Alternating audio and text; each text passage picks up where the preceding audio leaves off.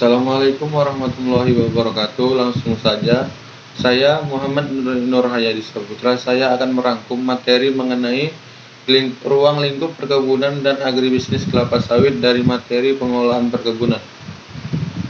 Yang pertama, pengertian perkebunan. Perkebunan adalah segala kegiatan yang mengusahakan tanaman tertentu pada tanah atau media tumbuh lainnya dalam ekosistem yang sesuai. Selanjutnya, dasar hukum perkebunan.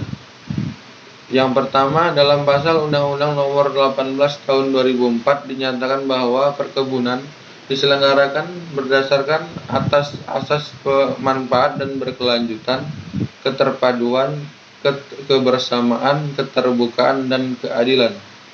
Selanjutnya, dalam pasal 33 Undang-Undang Nomor 18 Tahun 2004 dinyatakan bahwa perkebunan diselenggarakan dengan tujuan yang pertama meningkatkan pendapatan masyarakat, yang kedua meningkatkan penerimaan negara, yang ketiga meningkatkan penerimaan devisa negara, yang keempat meningkatkan lapangan kerja, yang kelima meningkatkan produktivitas nilai tambah dan daya saing, selanjutnya memenuhi kebutuhan konsumsi dan bahan baku industri dalam negeri, dan terakhir mengoptimalkan pengolahan sumber daya alam secara berkelanjutan. Dasar hukum perkebunan selanjutnya yaitu Undang-Undang Nomor 39 Tahun 2014 tentang perkebunan juga mengatur cara pengolahan atau pembukaan lahan yang tercantum dalam pasal 32 yang ayat 1 berbunyi, setiap orang yang membuka dan mengolah lahan dalam luasan tertentu untuk keperluan budidaya tanaman perkebunan wajib mengikuti tata cara yang dapat mencegah timbulnya kerusakan lingkungan. Yang ayat 2, setiap orang yang menggunakan media tumbuh tanam perkebunan untuk keperluan budidaya tanaman wajib mengikuti tata cara yang dapat mencegah timbulnya pencemaran lingkungan hidup. Selanjutnya ayat 3, ketentuan mengenai tata cara mencegah timbulnya kerusakan lingkungan hidup dan pencemaran lingkungan hidup diatur dalam peraturan pemerintah. Selanjutnya, fungsi perkebunan menurut Undang-Undang Nomor 39 Tahun 2014. Yang pertama, fungsi ekonomi, peningkatan kemakmuran dan kesejahteraan rakyat, serta menguatkan struktur ekonomi wilayah dan nasional. Yang kedua, fungsi ekologi, peningkatan konservasi tanah dan air, penyerapan karbon, penyedia oksigen, dan penyangga kawasan lindung. Dan yang terakhir, fungsi sosial budaya, yaitu sebagai perekat dan pemersatu bangsa. Hal-hal yang dilarang dalam memasarkan hasil perkebunan. Yang pertama, memalsukan hasil perkebunan.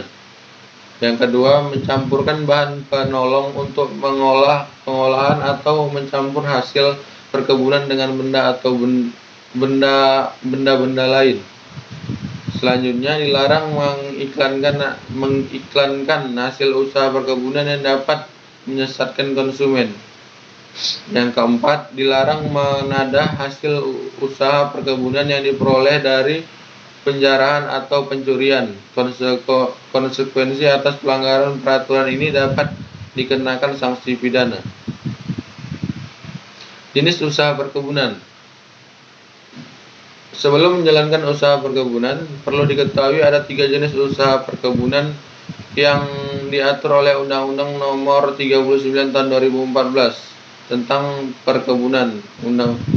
Berikut ada 3 jenis usaha perkebunan menurut pasal 41 undang-undang tersebut. 1. Usaha budidaya tanaman perkebunan. 2. Usaha pengolahan hasil perkebunan. 3. Usaha jasa perkebunan. Untuk usaha budidaya tanaman perkebunan dan usaha pengolahan hasil perkebunan dapat dilakukan oleh perusahaan perkebunan yang memiliki hak atas tanah dan izin usaha perkebunan. Selanjutnya ada tingkatan manajemen. Tingkatan manajemen ada 3, yaitu top manajemen, middle manajemen, dan lower manajemen. Top manajemen adalah manajer tingkat atas, dikenal sebagai manajer senior. Manajer di posisi seperti Chief Executive Officer atau CEO, Managing Director, Presiden, Chief Executive Officer atau CFO, manajer puncak membuat keputusan daripada mengarahkan operasi perusahaan sehari-hari, menetapkan tujuan dan strategi perusahaan, termasuk kebijakan perusahaan dan rencana bisnis. Yang selanjutnya middle management. Middle management yaitu manajer tingkat menengah, berada di antara manajer tingkat atas seperti manajer departemen atau HOD, manajer cabang, manajer regional atau manajer umum atau GM. Eksekutif tingkat menengah ditugaskan untuk mendukung dan memotivasi eksekutif bawah untuk mencapai tujuan bisnis mereka, atau memberikan sasaran dan rekomendasi yang sesuai kepada eksekutif tingkat yang lebih tinggi. Mereka juga siap untuk melaporkan kepada manajer tingkat atas tentang perkembangan terbaru dalam operasi perusahaan. Lower manager yang dikenal sebagai manajer lini pertama meliputi manajer dan posisi seperti supervisorship. Selanjutnya, konsep perkembangan perkebunan. Yang pertama ada aspek lahan, aspek bahan tanaman, aspek modal insani, aspek perizinan, aspek keuangan, dan aspek keamanan. Subsistem kelapa sawit. Yang pertama ada subsistem industri hulu, subsistem perkebunan sawit, subsistem industri hilir, subsistem pemasaran, dan subsistem jasa penunjang. Kelapa sawit sebagian besar di Indonesia diusahakan oleh perusahaan besar atau PBS, yaitu sebesar 54,94% atau seluas 7.942.335 hektar.